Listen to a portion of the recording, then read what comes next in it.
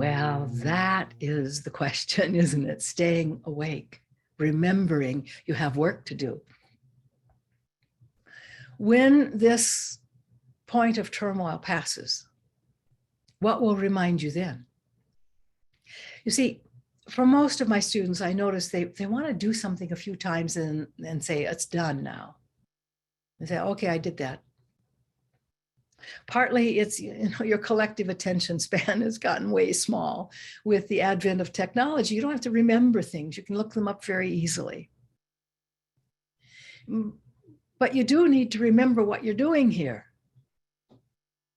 And yes, I want all my students to enjoy life, but you didn't come to just have fun. You came to make a difference. When you see someone who needs help, maybe, it could just be a family member who's sick and you take care of them. That's making a difference.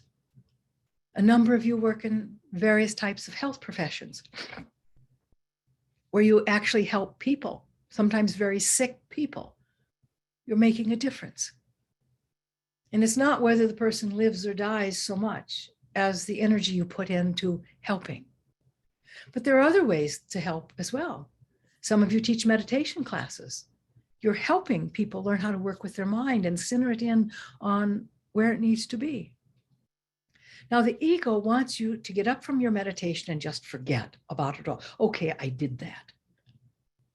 And just forget that you're part of this continuum of peace, that you have chosen to be part of a continuum of a greater we that isn't all divided up by who believes the same thing I believe and who's different, who has likes the might makes right theology, because this is kind of theology, isn't it? It's about God,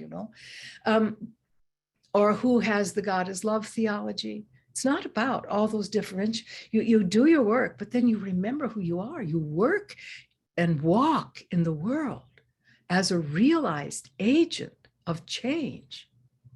Doesn't mean you have to change other people, you can't. But what you can do is change the energy in the space where you're experiencing it. So when that anxiety comes up, do something about it. Don't let it rule. Stop.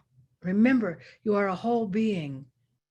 And remember that you really wish, whether it's the Ukrainians or whether it's the people in Yemen, you wish them well. You want them healed and whole and not suffering anymore. But you want to carry that. That's your identity now, friends. It's not the I that has this job or owns this thing or goes here for this or does that. You have your practices, and tradition to tradition. We have a number of traditions represented here. They're all great. So you do that, but more than doing it, you become the practice. You see, you become the practice. And so that's really how you do it. You remember who you are, and you wake up each morning not trying to make something happen in somebody else's space. That's what intrusion is all about. Disrupting peace, making something else happen, bringing people to their knees, showing them who's boss, taking away their right to a happy life, perhaps scarring their bodies, killing their children. That's one reality. And it is being played out right now. So you have to go to a bigger space where you can fill that space with compassion or the spirit of reconciliation. However, some people have a visual on that, others won't.